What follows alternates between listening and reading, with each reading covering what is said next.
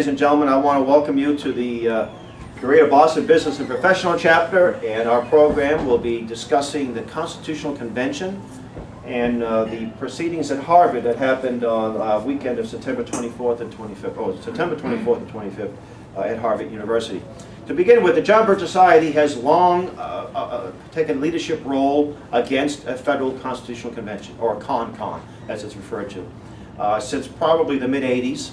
And some of the material we've had back in the early 80s was a video called Keeping Faith with America by John McManus, which you can find on YouTube, and a little booklet that he did. Gary Benoit wrote a number of articles in the New American about why we should oppose a con. And back in the mid to late 80s, there was a push for a balanced budget amendment, and we were about 2 states away from a convention. There were about, we need, I think it's 34 states to have the 2/3, and we had 32 states. And thanks to the efforts mainly of the John Birch Society, although there were other groups that were at least on record as opposing it, and some of these groups came from the left. And you know, they may have had legitimate objections like we did. Our biggest concern was that it could be not just a runaway convention. That's what they're saying, oh, it won't be a runaway convention. But we looked at some books like The Power to Lead by James McGregor Burns. And in this book, he boldly said that we have to make the founders, make right what the founders, how did he word it? He said the founders were too smart for us. They gave us checks and balances. I'm somewhat paraphrasing. We have to make right what they put asunder. In other words, if you had checks and balances, you have a hard time to have more power in a total government and so forth. And in his book, he praises the founders. So you read the beginning of the book and think, well, this can't be too bad. He's praising the founders. He's saying what they did back then was a great revolutionary thing, but it no longer works. As you get into the book, a little boy said, okay. And McGregor Burns, he may not be a household name. I was doing research on him recently. He's in his early 90s at the time. This was about 4 or 5 months ago, and he was being interviewed, and this interview was how much you've influenced 2 generations of people, and they were just gushing over this guy's influence. A lot of people on the scenes that may not be household names, but have a whole lot of influence. You know, not the guys that get on the camera all the time. So anyway, in his book, he's talking about having a convention to basically rewrite the Constitution. They wanted to have a parliamentary form of government, and now we fought it. We fought it very successfully back in the 1980s and early 1990s. In 1995, they decided to come up with something else, a conference of the states. This was a way to circumvent the Constitution and have something a little different. And we fought that very successfully. In fact, it was such a great victory that the front man for this group was the former governor of Utah, Levitt, who got a job working for the Bush administration a little bit later. And he was actually asked, what happened? And he said it was the John Birch Society. And he almost said it with respect. He wasn't, you know, he said that they derailed us. So, in so many words. So it was about 2 years ago, it was in the end of the session in Ohio, so we're talking about 2009, a new call for a con came up. And we have a very active group just outside of in the Columbus area, Delaware, Ohio, an attorney and his wife, Robert Owens and Terry Owens. Well, they got wind of this, and within a matter of days, they had rallied the whole state, and this thing died in committee. They didn't dare try to get this thing through. They rescinded it pretty quickly. Same thing happened in Virginia. It popped up in Virginia, and it died in committee. But an organization calling itself 10amendments.org, that's 10amendments.org, based out of Florida, for all I know, it might be a one-man organization, but they were saying that we're going to make history in 2011. We have enough states to get this amendment passed, to get the new call passed, and we'll call for a Constitutional Convention. So we were very busy in the early part of 2011, this year. We had our people in different state houses in New England, and we didn't get any call. We got 1 state to rescind its calls. We were trying to get the states to rescind all of their old calls, because we're of the opinion that they could use that to say, well, we need fresh calls, all for the same thing. But some of these calls going back to the 1700s, we got to get these things rescinded. And thanks to Bill McNally and his members up in New Hampshire, they successfully, after 22 years, got New Hampshire to rescind all its calls. But in December of last year, a fresh call came up. And a gentleman who was a state rep from New Hampshire came right back from an ALEX convention, or ALEX conference. ALEX is the American Legislative Exchange Council, one of the biggest supporters of this, and they're a Republican type group.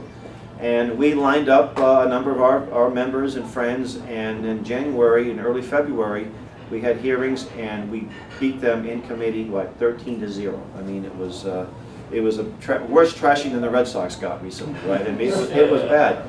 The man, I don't remember the state rep's name, maybe you remember, Bill, his name, the man sponsoring it. He testified, and his testimony was so poor. I videotaped it. I thought, gee, if this is the best argument they have, we're not going to have too much trouble, right? But we know that our enemies do not sleep. We know that they're not going to go to sleep and say, okay, we tried and we didn't succeed. I think only one state got a new call, and I think it was in North Dakota. Another state in the western part of the country got one house, I think the Senate, to pass it, in Montana. But all the other ones died, never even seen the light of day. And we didn't see any new calls in New England. So, well, about 2 months ago, now we're talking probably, what, July? Late July, I got an email from our good friend Kevin McCashin in Albany saying, hey, Hal, there's a conference at Harvard on the Con-Con, conconcon.org. And it's a 2-day event, and I thought, gee, and I looked at their website, and it said that this is, we're trying to get people from all sides of the equation, all sides of the spectrum, just to discuss this. Oh, sure, yeah, nice little. So I thought, well, we've been discussing this for a long time. We've been involved in this for a long time. They should invite us, but they haven't. So let me send an email. They didn't have any phone numbers on their website. I sent a very nice little email. I said, we've been involved in this for a long time. I think we should be on the panel, one of our reps. And they didn't get back to me. Another 2 weeks went by, and they didn't get back to me. I sent another one, and I sent another one. They never bothered responding to any of my emails. And I was very politely rebuffed here. So their intention was to have a nice little discussion with different groups of different backgrounds all in the Con-Con. And we were one of the leaders of the Con-Con. In fact, we were mentioned a couple of times derisively during this conference, but they didn't invite us, see. But we did get media credential. The New American, I got a hold of Gary Benoit, who's the editor of the New American. I said, Gary, we need a presence there. And Tom Edlum, who was a local guy, he spoke here a few months ago, he got media credentialed, and I did ask for some people to show up. It was $40 to sign up for the 2 days, probably well worth it. And we had a friend of mine who came in, and Dan didn't sign up, but he was out on the stoop handing out DVDs on the subject. He was handing out the reprints that we make available, and this Beware the Con-Con. Now, I was there Sunday. I wasn't able to get there Saturday. I already had 2 engagements, and I spoke to Tom and Tom Edlin before Sunday morning to get his handle on what happened. And he said that he had a nice conversation with the Mark Meckler. He was one of the co-sponsors of it. He's the head of the Tea Party Patriots. Mark Meckler, M-E-C-K-L-E-R. And he said that Mark said he's neutral on the subject of Con-Con. And to paraphrase that, he's sort of, depending on what his members think, is how they'll go with it. But why would you co-sponsor an event with a man, Larry Lessig, who's a Harvard professor, a great man of the left, who very much wants a Con-Con? Why would you even be in the same, at this forum with him? So anyway, I got, Tom also heard Lawrence Tribe, who was one of the panelists on Saturday. Lawrence Tribe is a liberal Harvard professor who's against the Con-Con. Oh, I should say this. He's against one now. And I think that's our position too. Maybe at some point there will be a need for one. And our biggest argument is, did you really trust the Constitution to the people that would be there as delegates? And you ask the question, who are the delegates going to be? These folks have no answer. How is it going to be? How will they be chosen? Will they be elected? Will it be a general election? Will the governor appoint them? Will the parties appoint them? And each state has one vote, right? They don't have, they're not going to be, oh, maybe they'll change that. Maybe they'll do the electoral college. So maybe California and some of the bigger states with large populations will have control of this convention. See, there's so many unanswered questions here. So I was there, I sat in a panel, and now here's an event that's supposed to be very impartial. The panel was entitled, How to Get an Article V Amendment Passed the House, or passed the legislature. And the 2 gentlemen that presided, one was a member of Common Cause Rhode Island, Common Cause is now promoting. And now some of us might remember the foundation of Common Cause. It was basically a Rockefeller front. John Gardner was the first director or president.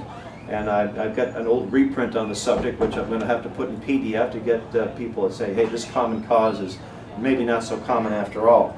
But anyway, so the Common Cause, and there was a former Massachusetts state rep, and let's see if I get his name here. Let's see.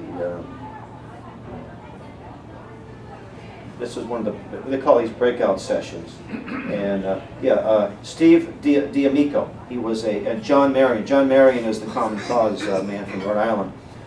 Steve D'Amico, who had been a state rep, I think from the central part of the state, a Democrat, liberal Democrat. His credentials are very far to the left, as he's discussed it. And they had a PowerPoint presentation, but they did so much. There were people from local groups, different types of groups, so they didn't get. There was too much bantering going on. They really didn't get as much through. But some very interesting things. How to get one through. And they say, first off, this has to become more grassroots. Not enough people know about it. Well, we know that's the case. And they said that emails are the last thing you send. The best thing to do, he said, is to personally visit the state rep or state senator. But D'Amico said that, generally speaking, the Speaker of the House controls how you vote. He said 9 out of 10 times, the Speaker will determine, if you belong to the Democrat Party, you look and see how the Speaker votes, and you vote accordingly.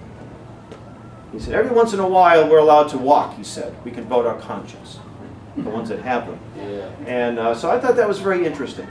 D'Amico, I don't think I've ever heard of him take a position on this. And you go to the State House, like Dan and I have, and some of you people out here, the average person, the average state rep said, what's this all about? We don't even know the first thing about it. But D'Amico here was very much in favor of one, obviously.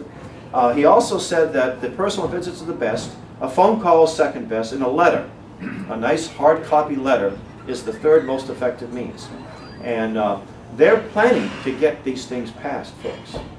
They're planning to get the grassroots support. That was the purpose of this meeting. And they're trying to get the left along with the right, or the so-called right, to get this thing through. So we have to preempt them. And I know a lot of us have already done some of this work, but some of these legislators haven't read this stuff, but they're going to get material from Common Cause pushing for this, okay? So that's why we have to stay on top of this, and we have to not just write a letter, we have to visit them.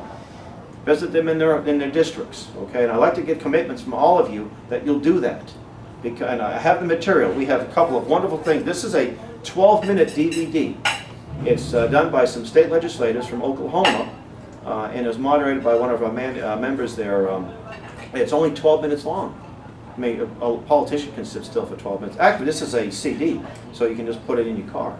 And it explains how they did it and why it needs to be done. They did it in 12 minutes. And Oklahoma very successfully and very easily rescinded all of their calls, and it kept any new calls from passing. So, and this reprint by Larry Greenlee from the New American is another great little tool. And so if they watch this, they might be inclined to read this and have a little bit more information. They're going to be getting information from places like the Goldwater Institute, which is supposed to be a conservative organization. Now, the Goldwater Institute was very much present there, and there was also Friends of an Article Fee Convention.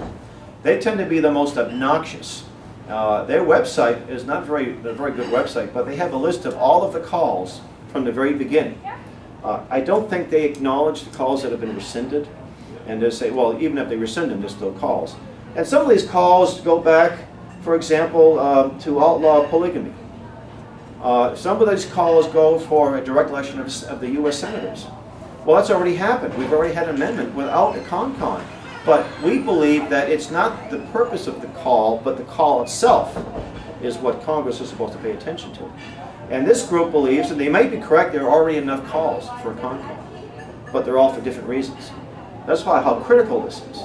We've got about 10 to 12 states that pulled out. Only 2 states have never called for one. Those are the last 2 states, Alaska and Hawaii.